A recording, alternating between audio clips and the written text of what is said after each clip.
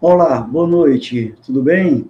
Mais um programa Política e Cultura comigo, Luiz Prata Regadas e convidados.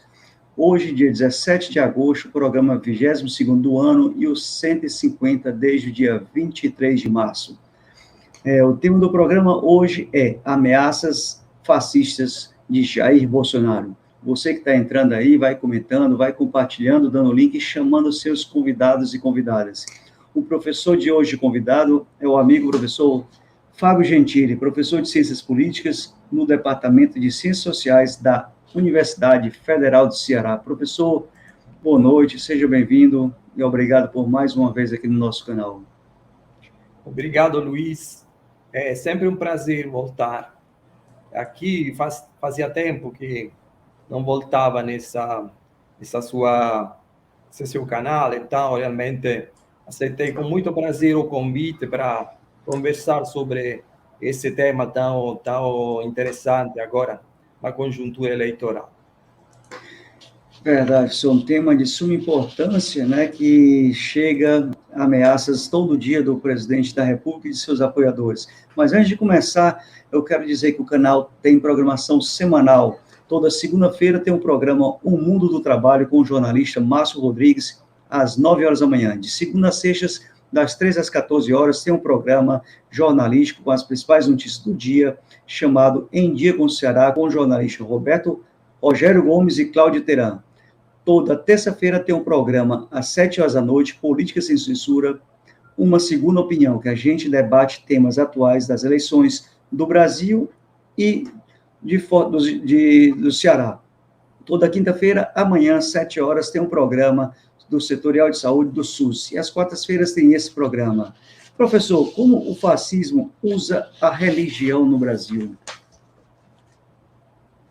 Essa é uma questão muito interessante, porque em primeiro lugar, você tem um debate sobre isso.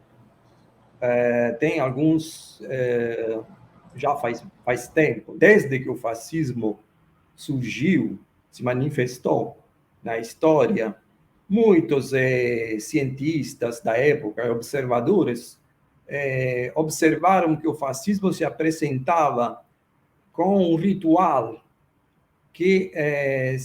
um ritual assim, quase uma liturgia, que quase lembrava um pouco a liturgia da Igreja Católica tradicional, assim. Tanto que se utiliza hoje o conceito de religião política. O fascismo, então, seria uma religião laica, política, porque ela também acredita, quer dizer, pede para as massas de ser fiéis, de acreditar no fascismo. O Mussolini costumava falar acreditar, obedecer, combater.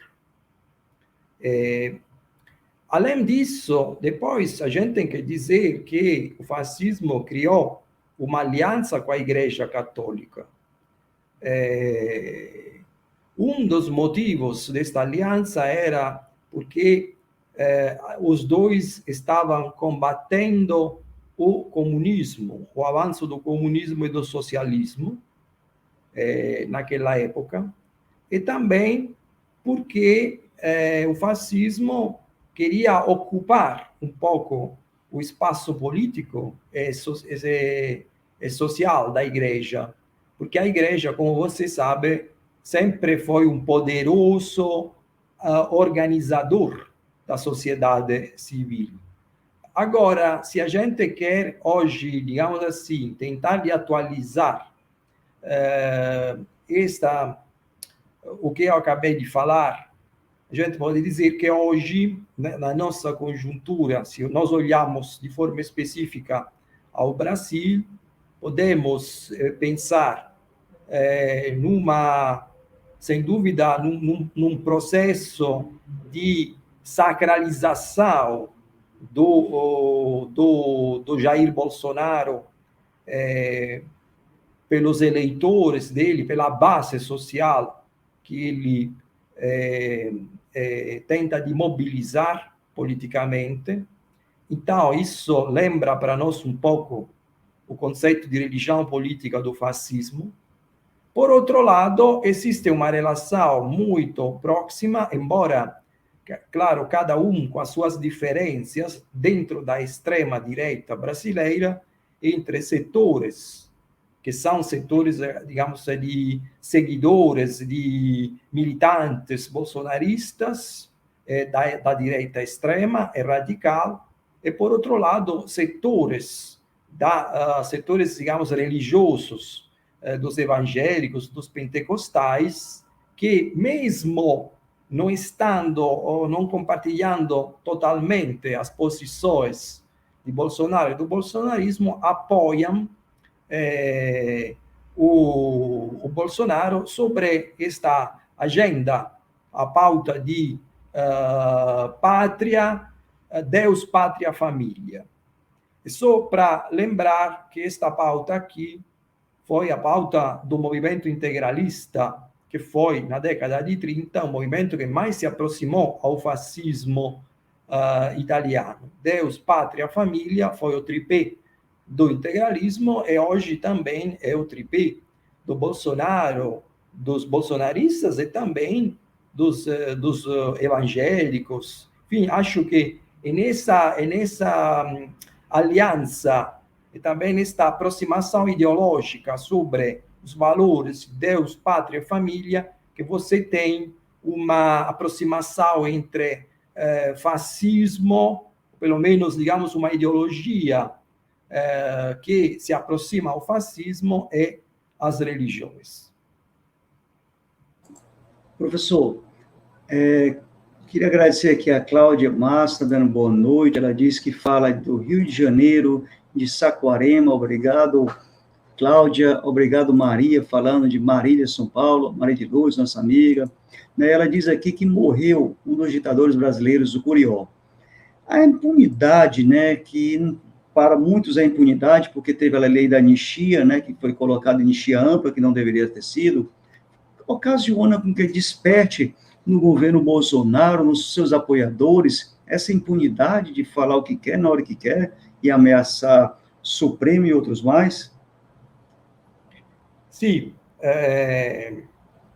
Como você pode imaginar, Bolsonaro pertence a uma geração que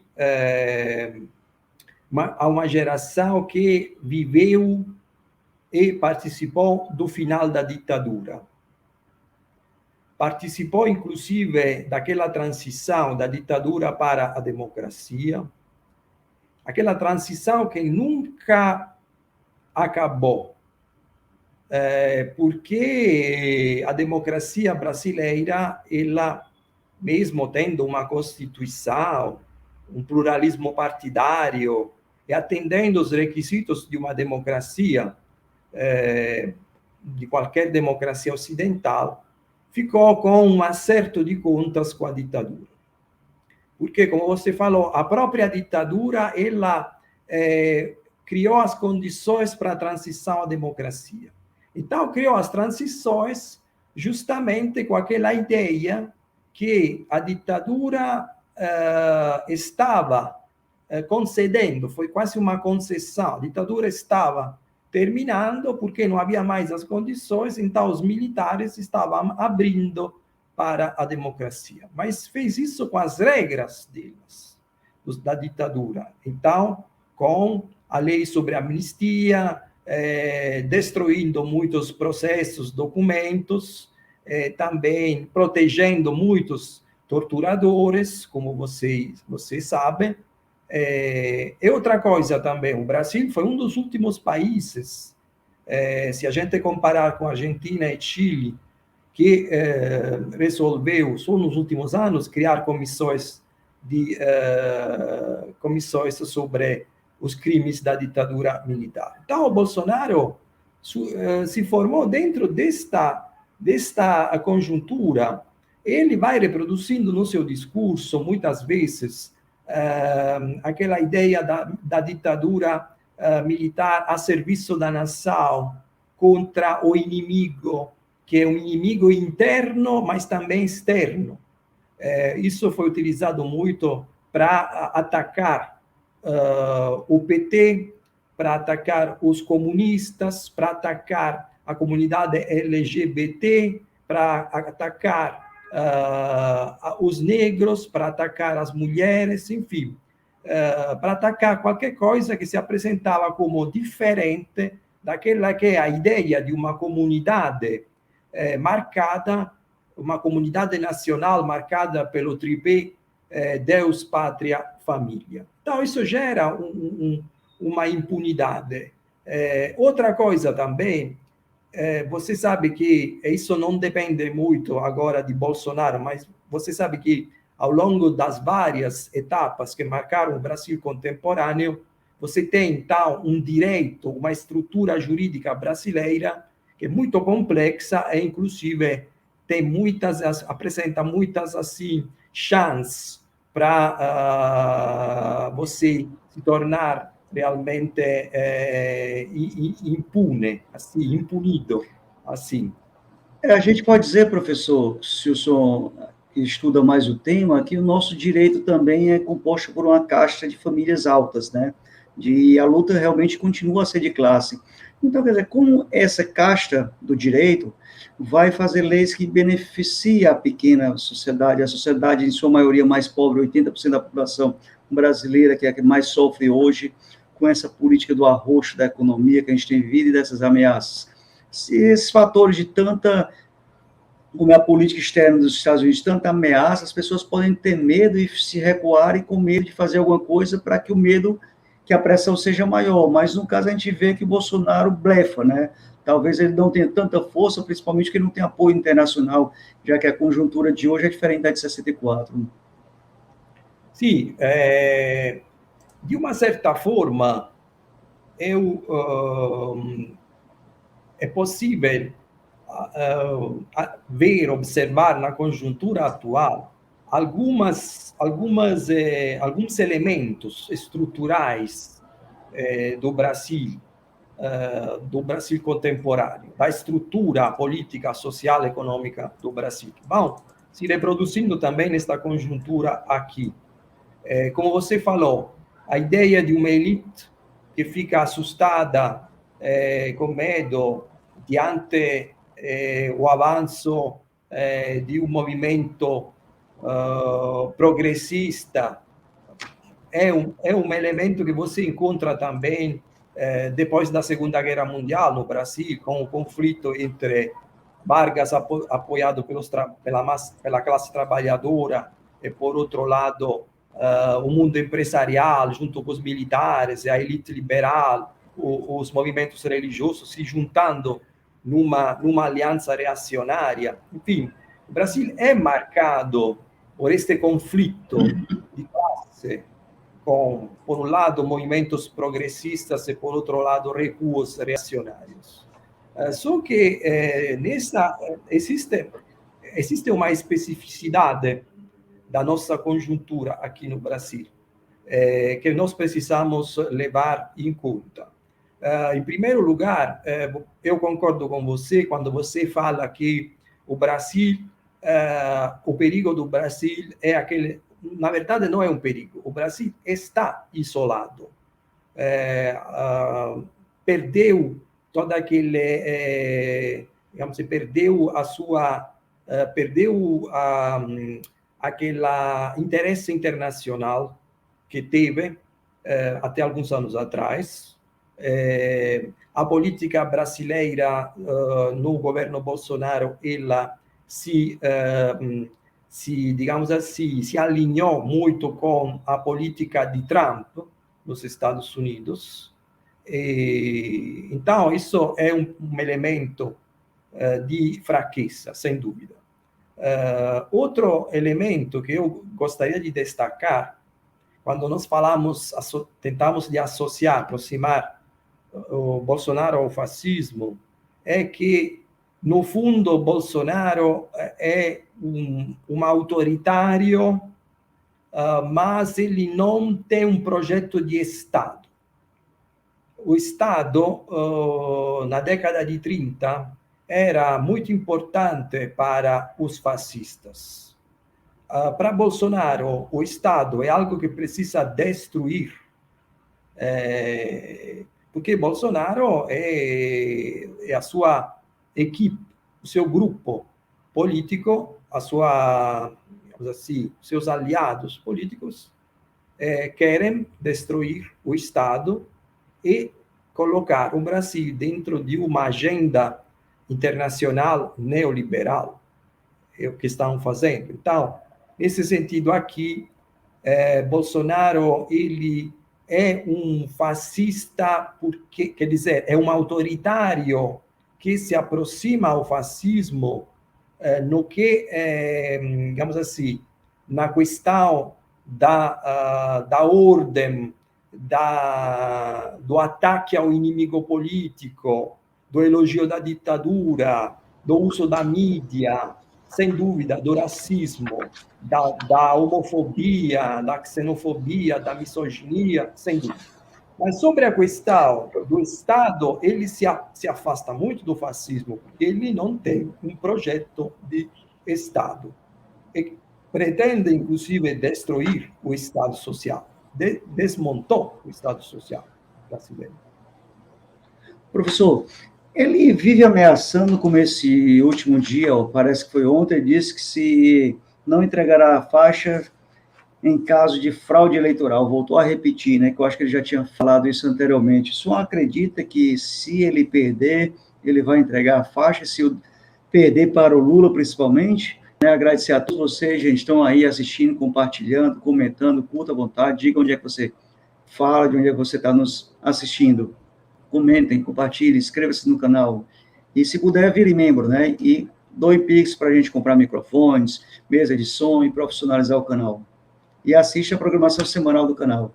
Então, professor, Bolsonaro ameaça dar um golpe já novamente nas eleições, vai entregar a faixa ao próximo presidente, caso não seja ele, o que o senhor acha?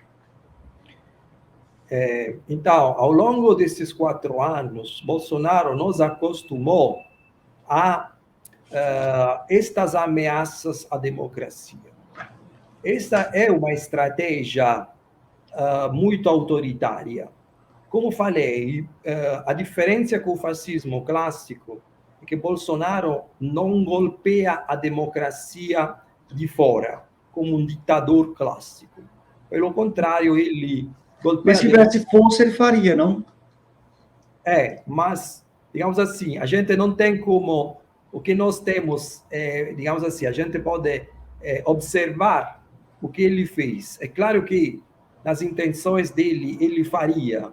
Porém, o que ele fez foi ganhar as eleições e, uma vez que ele se tornou presidente, atacar o Estado de Direito todos os dias, ameaçando de forma autoritária e também sempre levantando o perigo de um golpe, levantando os militares, soltando as suas milícias nas ruas, fazendo declarações que, de uma certa forma, incentivam a violência política, como aconteceu, por exemplo, algumas semanas atrás, com o cara que foi assassinado do PT. Então, me parece que essa é a estratégia. Agora, que isso pode se traduzir até que ele, numa hora de perder as eleições, não ceder, digamos assim, a faixa de presidente para o Lula, eu realmente, pode até acontecer que ele possa fazer isso, pode, mas não sei, eu fico na dúvida que isso possa acontecer. Penso que o modelo dele é Trump em relação a isso. É possível que ele possa reproduzir aquela mesma confusão que marcou as eleições nos Estados Unidos o ano passado. A la Capitólio, né? Sim. Alá, Capitólio, eu sei que a gente vai vivendo aí nessa tensão, não sabe o que é que realmente pode acontecer, mas ele só ameaça, né? Como nós tivemos agora alguns empresários, né? Aquele Luciano Hug e outros mais, num grupo de WhatsApp, segundo a notícia do Metrópolis aí, dizendo que defendem o golpe de Estado em caso do Lula ser eleito. Não sei se o viu sobre isso, né? Quer dizer, tem uma turma de bolsonaristas, de empresários que não aceitam. Por quê, professor? Já que durante o governo do Lula, os empresários também ganharam bastante, banqueiros ganharam bastante, muita gente ganhou bastante, né? Qual o medo que esses empresários têm tanto, ou realmente é só um ódio de classe que não aceita o outro ter um pouquinho a mais, né? Que o brasileiro não passou a ter nem tanto, né?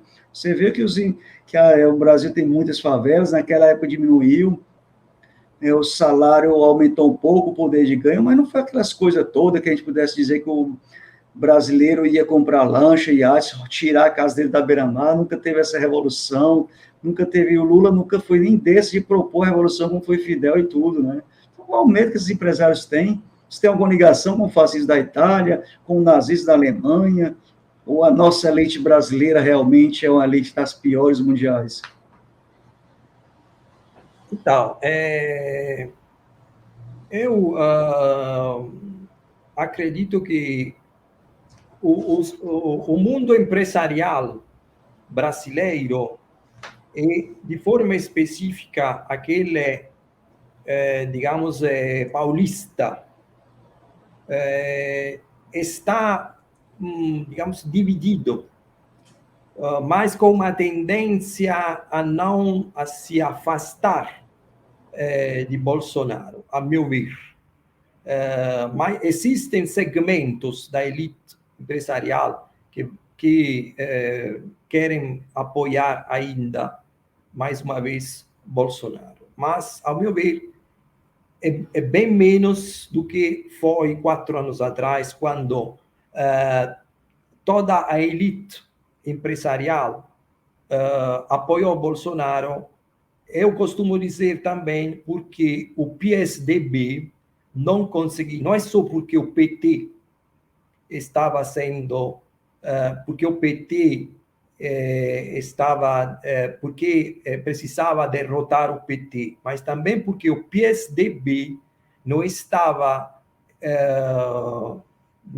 apresentando uma renovação política que pudesse atender historicamente a elite empresarial e os setores conservadores e moderados.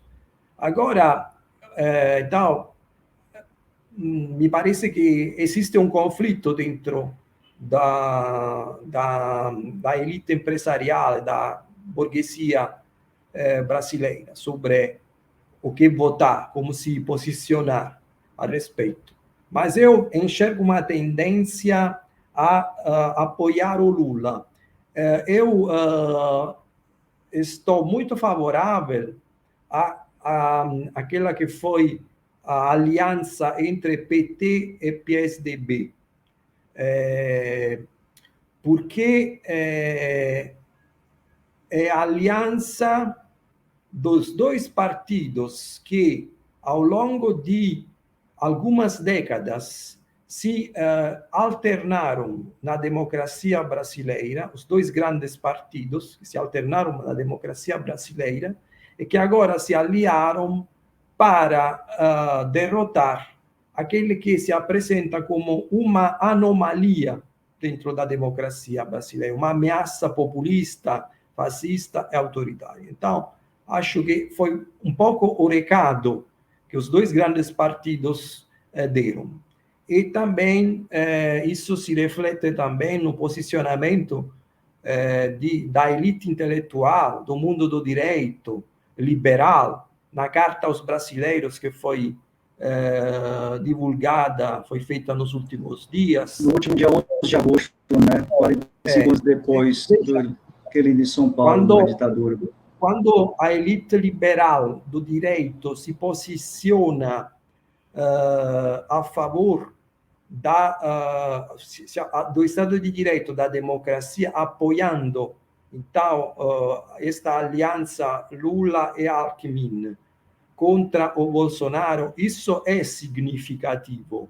Por isso, eu acredito que também a elite empresarial, o mundo empresarial, industrial brasileiro, a meu ver, existe uma tendência a apoiar agora Lula, esta aliança Lula-Alckmin, a meu ver.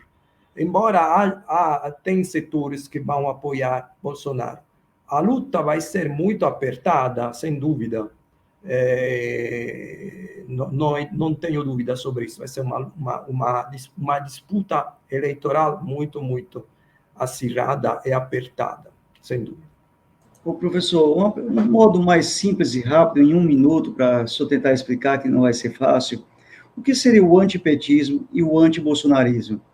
Há diferença entre eles? O que pode influenciar no resultado das eleições? Ou então 2 minutos, até os 28, para que a gente possa terminar com o senhor falando sobre o livro que o senhor está escrevendo. Obrigado, Luiz. Então, em primeiro lugar, antipetismo e antibolsonarismo são dois conceitos, duas categorias, mas elas não são simétricas. Quer dizer, por que não são simétricas? Porque o PT e Bolsonaro, apesar que você tem o PT, que é um partido, e o Bolsonaro, que é uma liderança. Então, você já tem, digamos assim, o antibolsonarismo é sobre uma liderança que se identifica na figura de Bolsonaro, enquanto o antipetismo é contra o PT.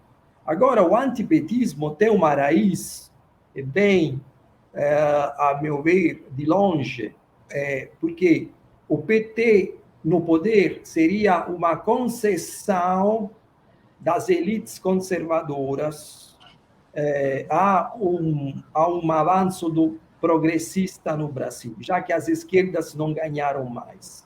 Esta concessão seria uma concessão, digamos, transitória, quer dizer, o antipetismo que existia já na história brasileira se tornou um sentimento muito forte, compartilhado uma vez com as eleições da Dilma, quer dizer, uma vez que, de uma certa forma, o PT quebrou um pouco aquele pacto de alternância com o PSDB, conseguindo eleger a Dilma e depois eleger mais uma vez de uma eleição que foi muito, muito assim, acirrada e chegou no impeachment, em tudo que a gente sabe. O antibolsonarismo, por outro lado, é um sentimento que, a meu ver, é um sentimento que é compartilhado mas é compartilhado, mas dentro do Estado de Direito, a meu ver. Quer dizer, dentro dos princípios da Constituição. É compartilhado por diferentes setores da sociedade brasileira, movimentos sociais, setores da sociedade civil. E o que isso pode influenciar nas eleições, professor? O quê? E o que isso pode influenciar nas eleições? Quem vai ganhar, o ódio de um ou o ódio do outro? Ou o amor, a paz, a união? Sem dúvida, o ódio que o Bolsonaro ele está semeando dentro da sua base, da sua milícia bolsonarista é forte. Agora, que este ódio possa se traduzir numa vitória eleitoral, acredito que não é fácil, porque o Brasil está numa crise política, econômica, social, que está realmente, digamos, atingindo a vida de cada um. A classe média está endividada. Há uma desigualdade enorme, não tem crescimento, mas o crescimento brasileiro ficou parado desde que o Bolsonaro tomou posse. Quer dizer, não há nenhum elemento que o Bolsonaro possa utilizar para dizer, olha, eu fiz um bom governo do país, realmente. Entende? Então, me parece que isso pode ser, pode, digamos assim, gerar um sentimento de mudança de algo que não deu certo. Mas, volto a dizer, vai ser uma eleição muito apertada, muito acirrada, muito apertada. E, professor, o senhor está escrevendo um livro sobre o fascismo na era Vargas, que vai ser lançado em breve na Itália e depois no Brasil. Fale um pouco aí, em 2 minutinhos também, para a gente agradecer a todos que estão assistindo, que vão nos assistir. Acompanhe a TV W12 no YouTube, Facebook e no Instagram. Então, é um livro que faz parte de uma reflexão que eu ando fazendo desde que me mudei para o Brasil, sobre a influência do fascismo italiano aqui, na era Vargas, porque é um grande debate esse aqui, inclusive é um debate que ainda hoje tem muito para discutir, muito para esclarecer, inclusive para entender a nossa conjuntura política brasileira. Só destaco um ponto importante, que a influência italiana foi muito forte aqui no Brasil na década de 30. Vargas, ele se inspirou muito ao modelo de organização do Estado corporativista italiano, mas a coisa mais interessante na conjuntura atual é que este modelo, que havia uma clara matriz fascista, de uma certa forma, já depois da Segunda Guerra Mundial e até hoje, se tornou um modelo que foi defendido pela classe trabalhadora, inclusive pelas esquerdas, gerando um paradoxo.